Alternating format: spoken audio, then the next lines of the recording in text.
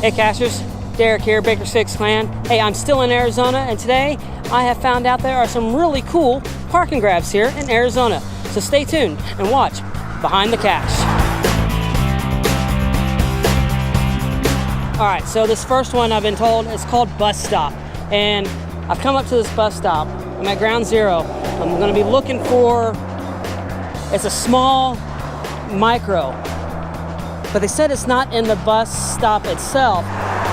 So I'm looking, there's some places over here in these trees and some other places. So I'm gonna be kind of looking around trying to see what we can find.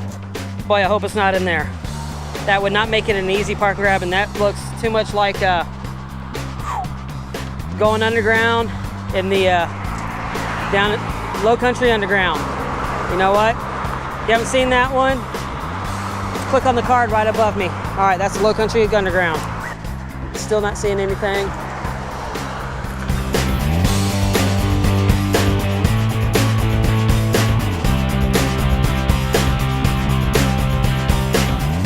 Check that out.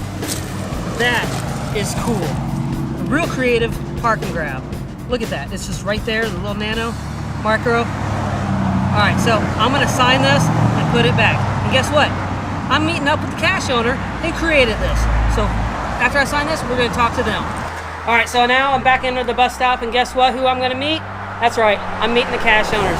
Here they are, Sunshine Hiking and Thor, or Dawn and Errol. Now, how did you come up with that idea? Okay, so when Thor and I were dating, this is a couple years back, there was this big park next to his house, and I said, hey, you know what? This park needs a cache. And so we walked all the way around the park, and we looked for little hiding holes and little places that we could maybe hide a cache, and realized that there was this little space at the top of the pole that we could probably make a fake top and make it look like cement. And so that's when we came up with the idea. We just walked the park and found a little gap at the top of the pole. All right, so here in your hand, is that part of what the pole that you used? Yeah, so where I work, we do military cases, and we put high-tech equipment in it, and we always have leftover foam. So after they cut the foam, they always have pieces left over. So I thought, hey, you know what? I can whittle this to any shape I want, paint it any color I want, and make it blend in with the surroundings. It's just really cool. I mean, it's really neat to see, even though it's like a park and grab, it's really cool to see in these creative park and grabs, just not something underneath a lamp post or under a light post. These are really cool. I like this. Searched around a little bit, and it's really, I love this. It's such a creative cache.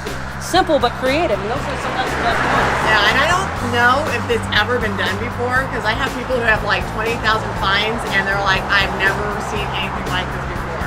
So I think it may be an original. It may be, and I really like it. I may have to copy it down in, but it'll be in South Carolina. Yeah, if I can find many a place. miles It'll away. be many miles away.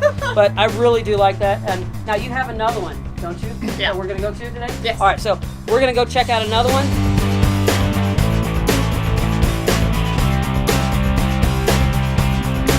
Okay, so we're now at another location, and this is just a really great location. I mean, we got an airport over here, which I know you're not supposed to have a geocache at an airport, but we'll talk about how and why we were able to have one here.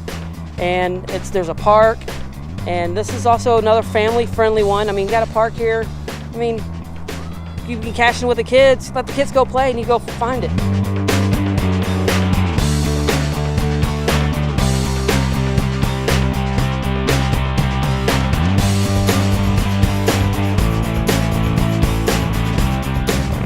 Well, I think I found it, but it looks like they've recently painted, and the paint is stuck. So I got my trusty utility belt, and I get to use this and kind of push it back through. So now, sign the log, and I'm gonna put it back. That is just really cool. I mean, look, check this out. Right in that hole. Now that I've signed the log, put it back.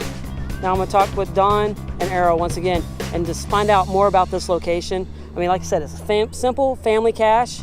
However, it brings you to a great location here in Mesa with quite a bit of history. So let's find out some of that history. Hey Don, hey Errol, now tell me about this location. Why did you choose this location for this cache? Well, I had a previous cache at an airport, and I like to use the airport identifier as the name of my cache. So the name of the cache is FFZ, which is the airport identification. Which I don't know if people know that, so they look at the name of the cache and go, "That's weird," but that's what it is.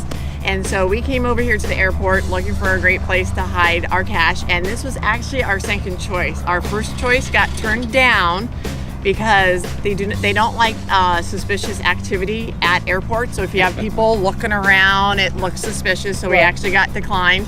This was our second choice, which we thought would definitely be a go because it is at a public park with restrooms, volleyball courts, horseshoes. So it's already public. It's deemed as public, so this one stuck. That's really cool. Now, what is some of the history about this location? Well, this airport actually was started or opened in 1941, and it was to train the British airmen for World War II. And the U.S. actually wasn't in the fight yet, but they did open this up for allies to come and train.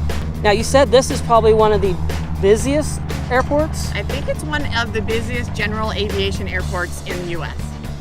Wow, and you got to put a cache here. And that is just really cool. And like I said, this is a really neat area.